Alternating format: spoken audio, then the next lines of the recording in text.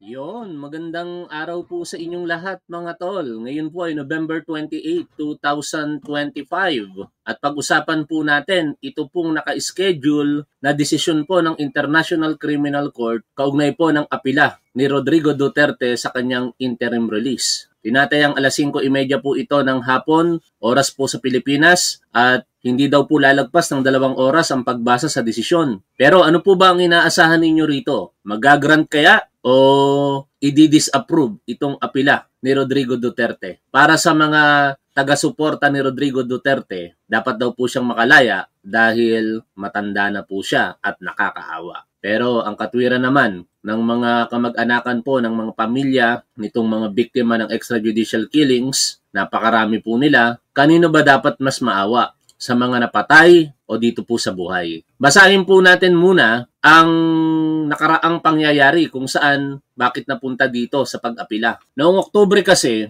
nagdesisyon po ang International Criminal Court para tanggihan ang hiling ng kampo ni ex-President Duterte sa kanyang interim release. Ito po ang balita, basahin po natin noong October 13, 2025 mula po sa ZBNI. Tinutulan ng International Criminal Court, pagbabalik tanaw lamang muna ito mga tol, ang hiling ng depensa ni dating Pangulong Rodrigo Duterte na mabigyan ng interim release o pansamantalang kalayaan habang dinidinig ang kaso niya sa mga kasong crimes against humanity. Sa 23 pahina na desisyon ng ICC Pre-Trial Chamber, sinabi ng 3 hukom na nananatiling kailangan ang pagkakakulong ni Duterte batay sa mga batas ng tribunal. Ayon pa sa hukom, laman din ng pinag-aralan at sinuring desisyon ang kontensyon ng mismong kampo ni Duterte kung saan tinututulan nito ang pagkakaaresto sa kanya at tinawag na kidnapping kasama ang ginagawang apila ng kanyang pamilya kasama sina Vice President Sara Duterte na ibalik ang dating Pangulo sa Pilipinas. Binigyan din ng korte na may malakas na suporta si Duterte sa Pilipinas at may kakayahang lumabag sa mga kondisyon ng pagkakakulong kaya't may peligro o banta na siya'y tatakas o manakot ng mga saksi. Iginiit ng mga hukom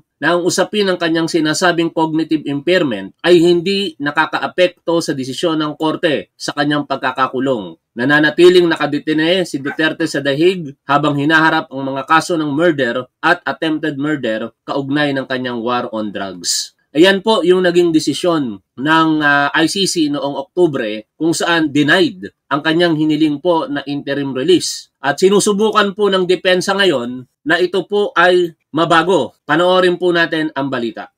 Nakatakdang desisyonan bukas ng International Criminal Court Appeals Chamber ang apela ni dating Pangulong Rodrigo Duterte para sa interim release na nauna nang ibinasura ng pre-trial chamber. Ano nga ba mga pwedeng mangyari kung katiga ng korte ang naunang desisyon o baliktarin ito? Halos 9 na buwan nang nakadetine sa ICC Detention Center sa The Hague, the Netherlands si dating Pangulong Rodrigo Duterte. Ayon kay Lead Defense Counsel Nicholas Kaufman, hindi totoo ang umiikot na namang ulat na hinimatay ang dating Pangulo sa kanyang selda. Katunayan, matyaga umano itong naghihintay sa oral judgment bukas ng ICC Appeals Chamber sa kanyang apela para sa interim. Alam niyo mga tol, itong mga kumakalat na maling impormasyon kaugnay kay Rodrigo Duterte, galawan po ito ng mga Duterte supporters. Ang nag-post nga niyan in particular si Jay Sonsa, pero pinabulaanan mismo ng anak ni Rodrigo Duterte na si Vice President Sara Duterte. Bakit nila ginagawa yan? Para kumuha ng simpatya sa mga supporter ni Rodrigo Duterte. At sa ibang mga vlogger, yung mga nagsusulat sa Facebook, yung mga vlogger na katulad kong gumagawa ng video for views, para kumita, para pagkakitaan yung kasinungalingan nila. Sila mismo yung naggagawa ng mga multo nila. Tapos sila din mismo ang naglalaban-laban. Kaya mag-iingat po tayo sa pagtanggap ng impormasyon.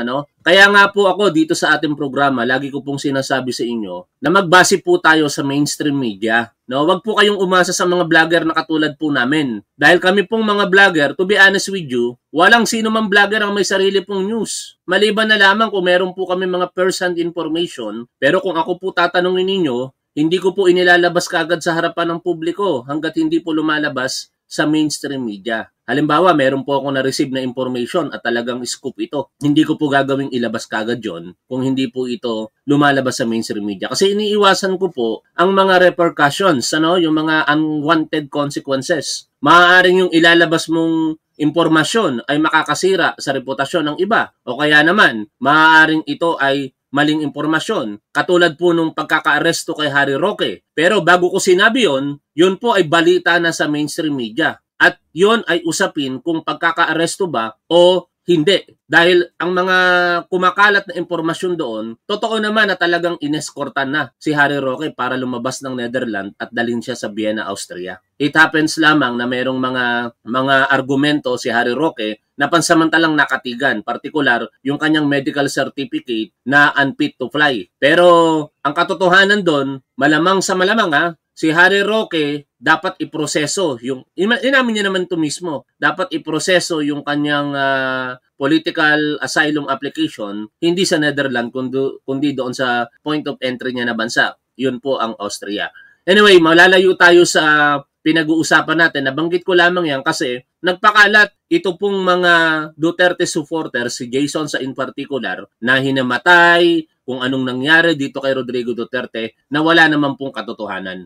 Release na itinakda 10:30 ng umaga sa The Hague o 5:30 ng hapon sa Pilipinas.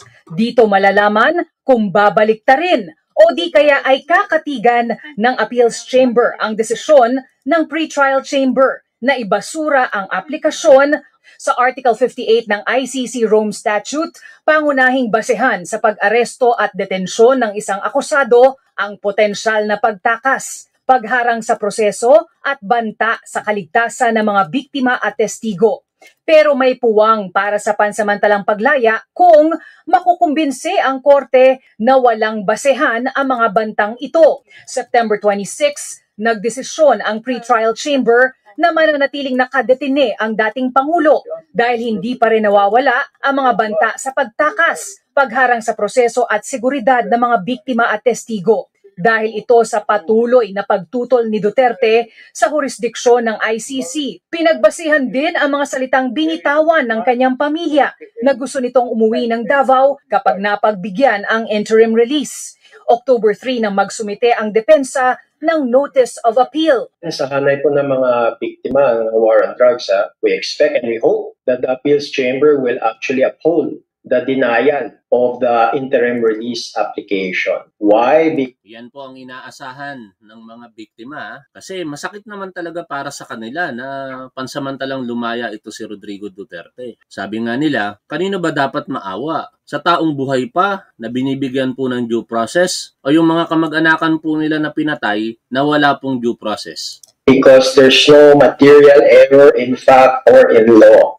Because the pretrial chamber just based its denial on the rules of the Rome Statute, in Article 58. And it was unanimous. Wala pong dissenting opinion. Sagot naman ni Kaufman, maaari pa ring buksan ang usapin kada 4 na buwan base sa ICC Rule 118 na nag-uutos sa pretrial chamber na repasuhin ang desisyon sa detensyon ng isang akusado kada 120 days at magkaroon ng pagdinig Ganun pala yun, Di kung magpapatuloy, halimbawa, kung ma-deny ang appeal niya ngayon, after 120 days, susubok na naman, kikita na naman si Nicolas Kaufman. Kasi alam niya naman, kada pleadings may bayad. Taon. Pwedeng i-reapply, pero pwede rin kaming magtutol dito. Because in fact, it affects the witnesses, especially the victims. Sakali namang baliktarin ng Appeals Chamber ang desisyon ng Pretrial Chamber at payagan ang pansamantalang paglaya ng dating Pangulo, inaasahan ang mahabang listahan ng mga kondisyon sa kanyang aplikasyon para sa interim release na kasaad na isang bansa ang pumayag na kupkupin ang dating Pangulo. Okay? Ngayon, ano ba ang inaasahan nating mangyayari mamayang alas 5:30 po ng hapon? Una sa balita, syempre na kalat na ngayon, ay ang pag-waive nito pong si dating Pangulong Rodrigo Duterte sa kanyang presensya sa pagbasa ng desisyon kaugnay ng kanyang apela para sa interim release. Ito po yung waiver, yung nakikita po ninyo sa ating screen. Basahin ko po. I, Rodrigo Roa Duterte, respectfully waive my right to appear before the appeals chamber on November 28, 2025 at 10:30 and consequently instruct my lawyers to hear the judgment that will be rendered on my appeal against pre-trial chamber, its decision on interim release. Ito po petsa ng kanyang waiver, November 25, 2025. At kaugnay nga po nito, yung mangyayaring desisyon mamaya, meron pong mga preparatory notes na shinare. Ito pong isang abogado na tumutulong sa mga biktima po ng extrajudicial killings kung saan ito nga po yung kasong kinakaharap, Crimes Against Humanity ni Rodrigo Duterte. Ayon po kay Attorney Cristina Conti, ang mga mangyayari mamaya ay ang mga sumusunod.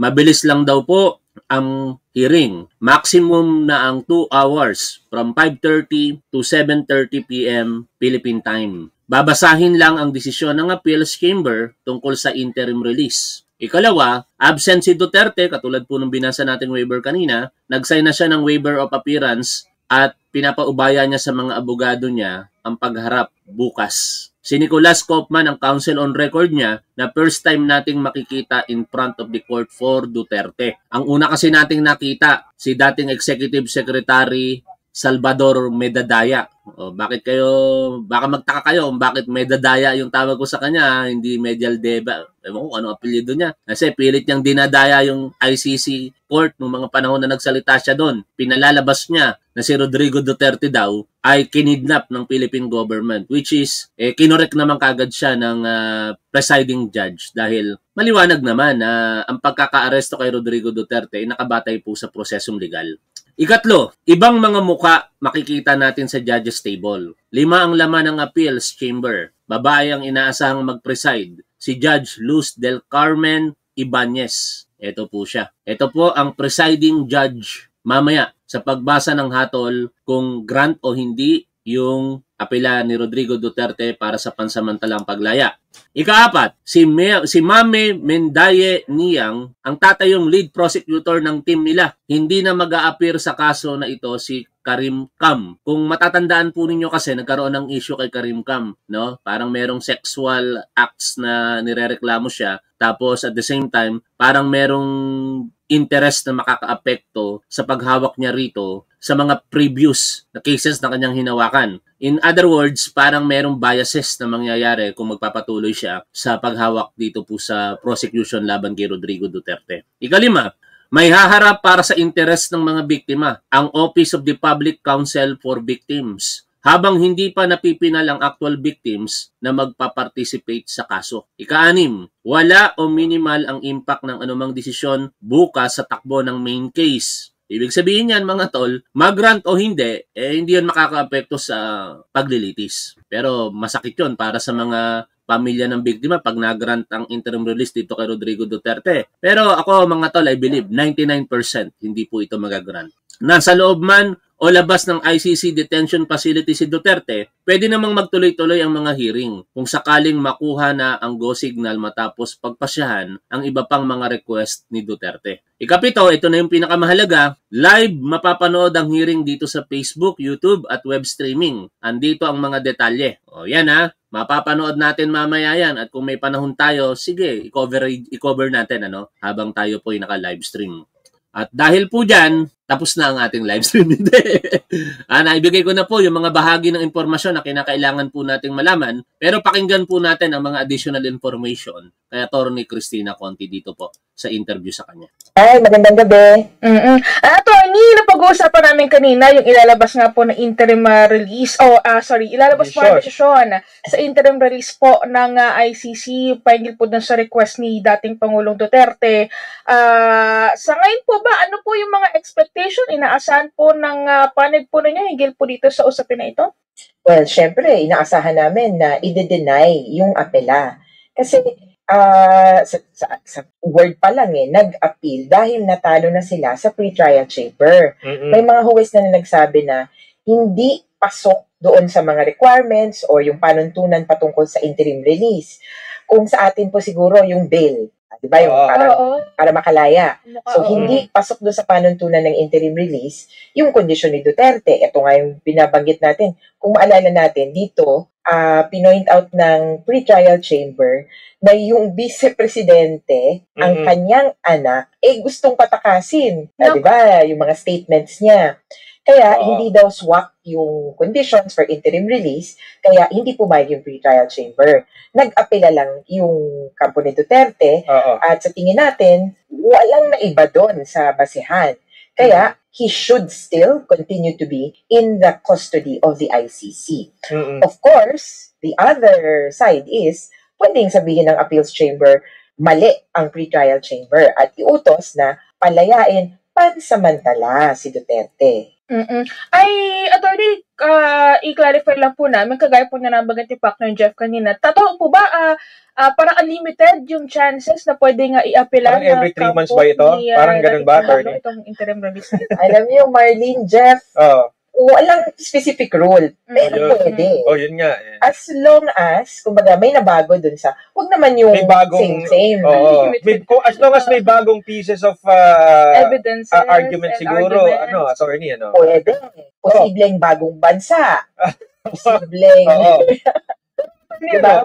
Curious lang po. So, is it likely to, kumbaga syempre, isang entity lang naman yung appeals chamber, syempre, same sila na ICC. Syempre, majority ng mga manonood natin ayaw na mapaboran ang apela ni Rodrigo Duterte. Pero wala pa ako nakitang mga Duterte supporters ngayon na manonood natin, kaya 100% ng nanonood sa atin, kaunti lang tayo, 600 plus, hindi maa-approve ito pong ang apela ni Rodrigo Duterte. Tuloy tayo rito mga tol. At salamat wala nang pumasok ng mga Duterte supporters ngayon kasi lagi ko pong pinapaalala sa inyo, mga Duterte supporters, kung gusto nyong matigil ako sa aking ginagawa dito sa ating programa, partikular sa pag-criticize ko sa hinahangaan ninyong mga Duterte, huwag nyo akong papanoorin. Dahil the moment na nanonood kayo, makakatulong kayo dito sa akin. Salamat naman, on the other hand, sa mga manonood natin na kahit anong topic natin ngayon, kaugnay ng pagsuporta sa gobyerno, nandiyan po kayo at sumusuporta sa atin. Ilan po yung percentage na i-overturn nila yung unang desisyon? Meron ho bang nangyaring gano'n?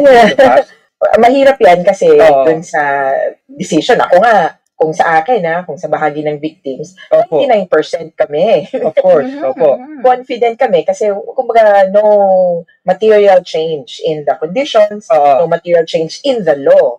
Kaya tapos ito pa, babalikan ko yung dati pa namin sinasabi, hindi pa doon sa konsepto ng apela, kundi sa konsepto ng interim release mismo. Correct. Walang pinapayagan ng ICC na lumaya na ang akusasyon laban sa kanya ay 1, 2, 3, 4 crimes against humanity, crimes of aggression, war crimes, or genocide. Yung pinakamatitinding kaso. Apat pala yun. Crimes against humanity, war crimes, genocide, saka yung isa na hindi ko natandaan. Nag-allow yung ICC, yes. Pero dun sa tinatawag nila na panlimang kaso sa ICC, yung parang sa atin, obstruction. Yung ICC, by Article 70, crimes, offenses against the administration of justice. May nakalaya, yun ang kaso. Yun. And then, another way to look at it, kailan sila pinalaya? Later, much later in the course of trial. Bihira, wala nga halos pinalaya. Na ganito kaaga, hindi pa nga nagsisimula yung confirmation of charges hearing. Kaya ako, I agree sa pahayag ni Attorney Cristina Conti na 99% hindi magagrant itong apela ni Rodrigo Duterte. Kaya sa mga Duterte supporters, tingin ko wag na kayong umasa na mapapalaya pansamantala si Rodrigo Duterte. Ang gawin ninyo, patuloy niyong ipinalangin ang poon ninyo na makaya niya to. Ang kanyang kalusugan ay manatiling maayos hanggang sa pagtatapos ng hearing niya o trial na ito laban sa kanya. Pero ang masakit na katotohanan dito mga tol, para sa mga ilan na mga Duterte supporters, ginagamit nila yung kalagayan ni Rodrigo Duterte para kumuha ng simpatya sa taong bayan. And malamang sa malamang, hindi ako magkakamali dito. Pag si Rodrigo Duterte namatay sa later fourth quarter ng 2027 or 2028, first quarter at during election or campaign period, sigurado panalo si Sara Duterte. Yan ang masakit na katotohanan sa Pilipinas. Naalala ninyo, si dating Pangulong Benigno Aquino, Noynoy Aquino, wala naman ito sa radar na mananalong presidente. ang talagang inaasahang manalo na malakas noon, it is either Manny Villar or itong si Secretary Gibo Teodoro being the administration bet ng Macapagal administration. And syempre, nakalusot ang election bid ni dating Pangulong Estrada at malamang sa malamang yung suporta sa kanya napakalakas pa. Pero talagang malakas si Manny Villar noong mga panahong iyon sa mga campaign survey. Ang nangyari, namatay si Cory Aquino noong 2009, fourth quarter kung hindi tayo nagkakamali, At bumuhos doon yung simpatya ng tao and even yung administration bet o yung opposition bet na dapat si Mar Rojas napunta kay Noynoy Aquino. And eventually, ganun yung nangyari. Tinalo nitong si Noynoy Aquino ang mga kalaban niya sa pagka-presidente, pangalawa pa nga doon si Erap Estrada. And naulit-ulit yon, di ba? Noong 2016, kumandidato sa pagka-vice-presidente si Leni Robredo. Hindi naman dapat magiging vice-presidente candidate si Leni Robredo kung hindi namatay si Jessie Robredo. Kung ano man ang nangyari sa halalan noong 2016, tapos na yon. Pero ang fact kung bakit ko ito sinasabi, namatay si Jessie Robredo. Kaya biglang yung simpatya ng tao, partikular ang mga dilaw, napunta sa asawa nito na si Leni Robredo. At ganon ang maaaring mangyari sa 2028 kapag ka namatay si Rodrigo Duterte, fourth quarter ng 2027 or ng 2028 during election period. Asahan nyo, mananalo si Sara Duterte. And that could be the worst thing na maaaring mangyari sa ating bansa. Sabi nga ni Ramon Tulfo, disaster kapag ka naging presidente si Sara Duterte. Tuloy po tayo sa pakikinig dito. There are so many things militating against o kumbaga disbentahe sa ngayon para kay Duterte. Oo, kumbaga attorney nga kanina kausap ko nga yung Krukoy nung nabalita nila. Siyempre sabi ko nga kung sakaling bumaliktad yung desisyon, magre-react yung ibang mga nasa ICC nakadetain, di ba? Bakit ako? Di ba ho, attorney? Di ba? Oo. 5 yung kasama niya, parang at least alam ko may 2 doon na nag-apply. Bakit mga tol, confident ako sabihin yan? Nangyari nga ngayong midterm election, di ba? Alam niyo kung hindi na aresto si Rodrigo Duterte nitong Marso, baka iba ang naging turnout ng halalan sa pagkasenador. Dumami talaga kasi hindi pa ganun talaga kamulat ang mga kapwa natin Pilipino when it comes to political environment yung nangyayari talaga sa ating gobyerno. Marami diyan ang suporta para kay Rodrigo Duterte, para sa ating Pangulo, para sa kung kanino mang mga kandidato o politiko. Pero mga nagtatrabaho sila, so talagang napaka-busy nila sa kanilang mga ginagawa araw-araw at hindi na nila namomonitor kung ano ba yung mga pangyayari. Ang dami kong mga nai-encounter sa labas, iba-iba ang paniniwala, Kasi hindi nila alam yung tunay na nangyari. Kaya pagka dumating ang halalan, kung ano yung nakatanim sa kanila, maraming mga nagawa si Rodrigo Duterte, pero ang katotohanan, hindi naman pala ganoong karami, at kung marami man, marami pa dyan yung mga merong korupsyon. Hindi nila alam yon. Kaya pag bumoto sila kung sino yung kapartido ni Rodrigo Duterte, i-susupport nila. At ganon yung nangyari nitong midterm election. Tingnan nyo ang nangyari sa administration bet po natin. Nag-backfire kasi yung pagkaka-aresto kay Rodrigo Duterte. Sino ba sa kandidato ng ating administrasyon ang talagang masasabi po nating nanalo? Yung mismong loyal kay Pangulong Bongbong Marcos. Parang wala Kasi ang loyal kay Pangulong Bongbong Marcos, si Secretary Benhur Abalos, natalo siya. Si Tito Soto, hindi naman natin masasabing talagang loyal kay Pangulo yan. It happens lamang na sinuportahan ng ating Pangulo ang kanyang kandidatura at lumagay siya sa administrasyon. Ganon din naman si Ping Lacson, di ba? Sino pa ba yung mga nanalo sa pagkasenador? Si Erwin Tulfo. May mga sariling botante ang mga yan na kahit hindi ilagay sa administrasyon, ang mga tao na yon boboto sa kanila.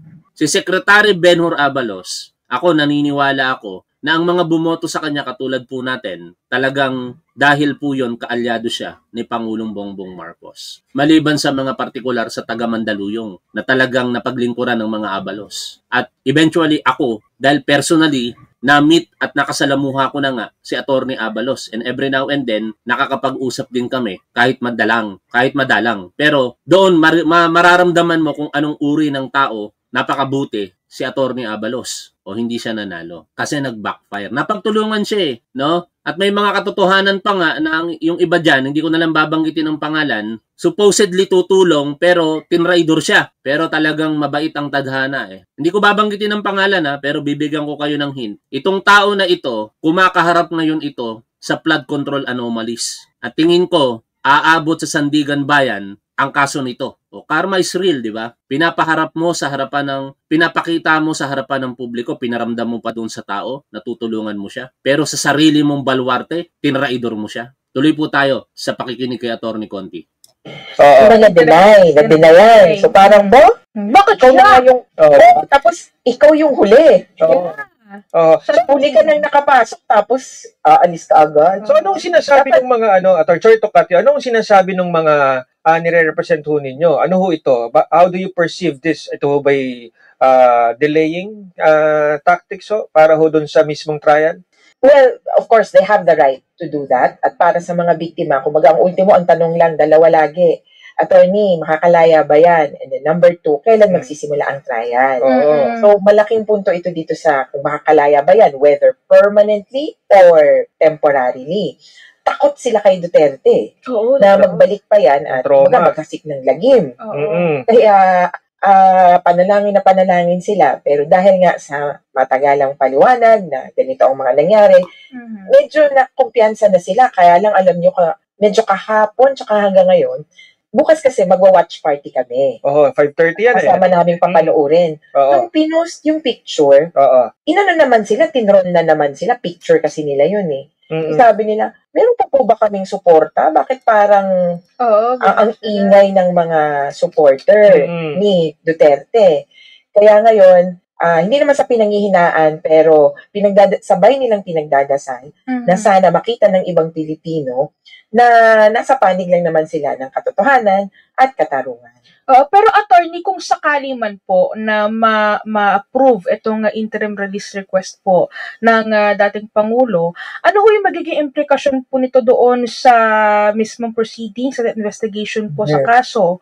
At the same time, pwede ba siyang dito idiretso, ibalik sa Pilipinas kung sakali pong ma-approvehan yung interim release? Unahin ko yun. Hindi yan mababalikin ang Pilipinas.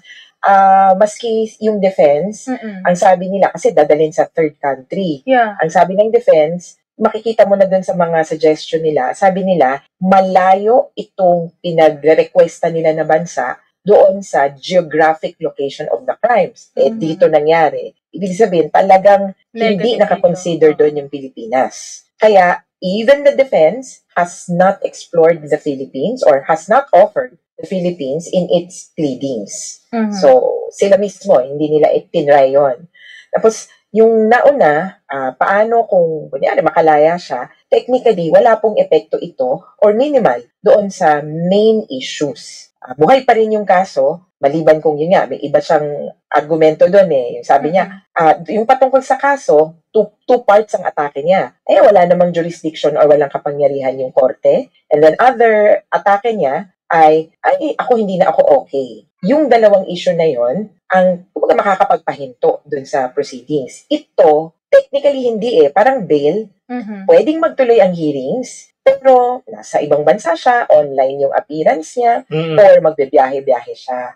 So siguro may konting delay lang kasi settling in, kung may kailangang puntahang ospital o anumang lugar, pero dapat wala siyang epekto dun sa takbo ng hearing sa main issue. Attorney, kamusta ho yung kumbaga reaction ho o pakiramdam ng mga kapamilya, partner? Ano ho ba sila? Sila ho ba'y parang nawawalan ng... Sabi ni Tony, D2C4R, ang hirap pagka-username ang gamit nyo, no? Si Pusit may lalabas na arrest warrant. I believe, pertaining siya kay Sara Duterte. Galing ng ICC, confirm yan ni Sentry, di aabot ng 2028. Tandaan mo yan, top 1, may mali ka ng akala. Di po kayo nanonood ng programa ni Richard Heydarian, Tony. Kung talagang nakaka-caps lock pa kayo, tiyak kayo sa sinasabi nyo at mali ang akala ko, manood po kayo ng programa ni Richard Heydarian kung saan in-interview siya. Para hindi manggaling sa akin, manood ka ng programa ni Richard Heydarian. Yun lang ang masasabi ko sa iyo, Tony.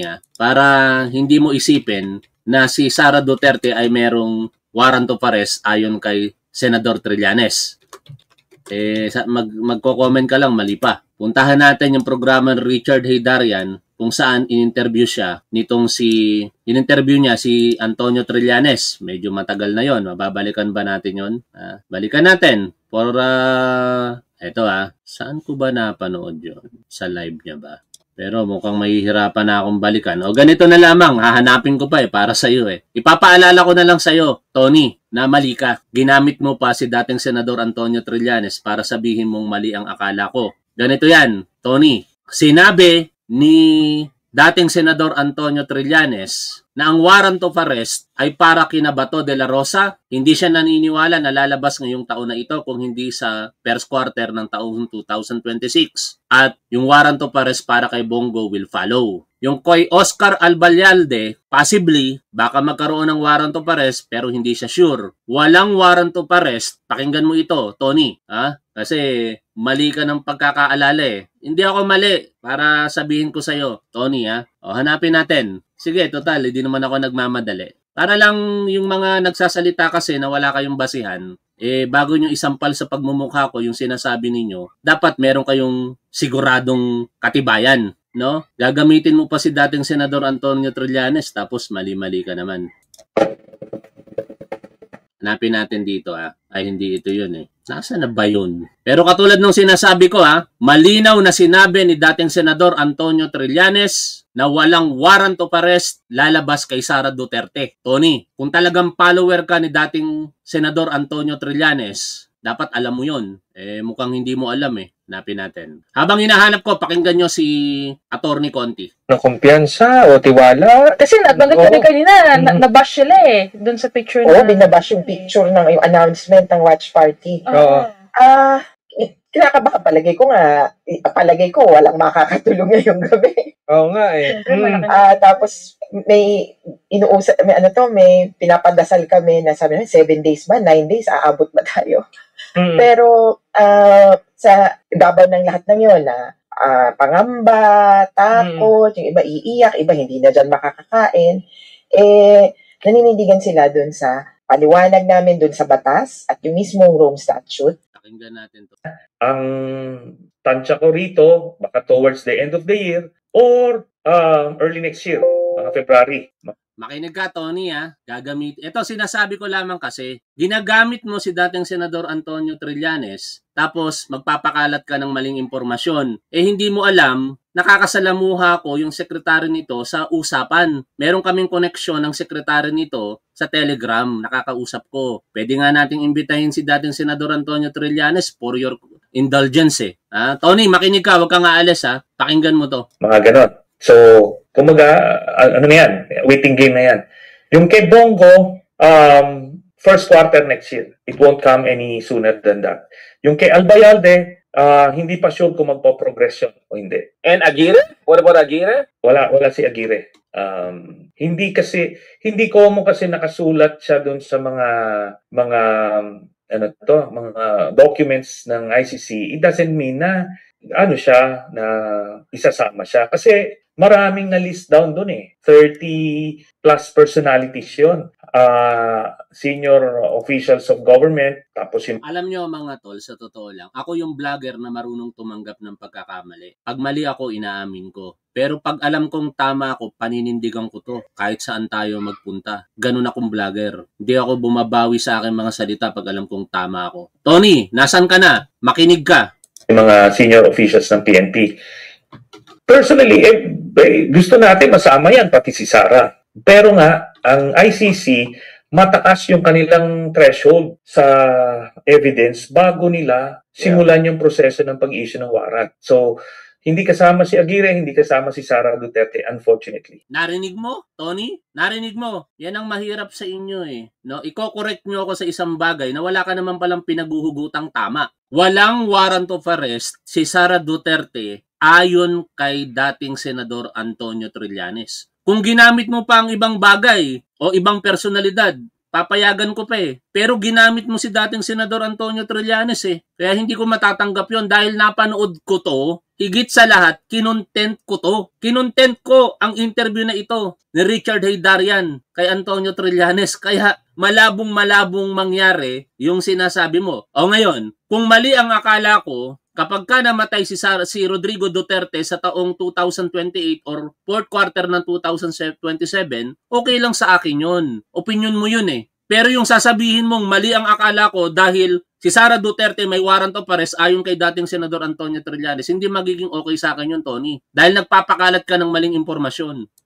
Na ang sabi, victim-friendly, victim-centered ito at pakikinggan kung anong sasabihin nila. Kung sinasabi ng mga biktima, banta sa kanila si Duterte, kailangan kilalanin ng korte yon. Oo. If ever, attorney, if ever lang naman po na ma-deny itong request po ng interim release, ano po yung magiging sunod po na hakbang ng legal option po ng defense team po dito sa kaso? Well, yung defense, of course, tuloy-tuloy lang yung buhat. Ito, sabi ni Alex Tiangco, maski si Bad nasa vlog niya, sabi ni Roque na may warrant si Bato at Sara. O yan, pagbibigyan ko yung ganyang impormasyon. Pero di ako maniniwala dyan. No? Ang problema doon kay Tony, ginamit niya si dating Senador Trillanes. Sabi niya, babasahin ko sa inyo ulit, si Pusit may lalabas na arrest warrant galing ng ICC, confirmed yan ni Sentry. Di aabot ng 2028. Tandaan mo yan, top 1. May mali ka ng akala. O, yun ang hindi ko matatanggap. Kasi sinabi niya si dating Senador Trillanes ang pinanggalingan ng impormasyon. Pero yung sinasabi naman ni Alex Tiangco, so kung yan ang vlog ni Bad, di paniwalaan ninyo. Pero ako mas naniniwala ako kay Trillanes Kasi sa mga sinabi ni Trillanes, nagkakatotoo. Warrant of arrest para kay Rodrigo Duterte, nagkatotoo. Tuloy tayo dito. Okay niya. At mahaharapin niya na ngayon yung main case. Of course, i-arrange nila yung pag-transfer. Pero sa bahagi ng prosecution at saka sa victims, may pinag-uusapan tayo kasi sa ICC, hindi uso yung MR. Kumbaga, wala sa ano nila yun, wala sa rules. So, motion for reconsideration. Yung final decision, at least once ma-MR mo. Pero pwede naman i-try. So, pwedeng apelahin. At ganun din sa defense kung matalo sila. Pero kung sa amin, pwede ding mag-focus. Anyways, mga tol, ayoko naman makipagtalo sa isang bagay na alam naman natin na tayo na yung tama. No? Kasi ang katotohanan, sa totoo lang, dapat ipinaglalaban natin. Pero kung ang paniniwala ng isang tao nandoon na, hindi na natin mababago yon. No? Paniwalaan ni Tony kung anong gusto niyang paniwalaan, pero ipinakita ko lamang po sa inyo na hindi totoo yung kanyang sinasabi. Baka kasi maniwala kayo Mahirap po yon. No? Dito sa ating programa, lagi natin sinasabi kung ano ang tama at dapat doon tayo. Keep safe, see you always, and bye for now mga tol. Shoutout po sa inyong lahat.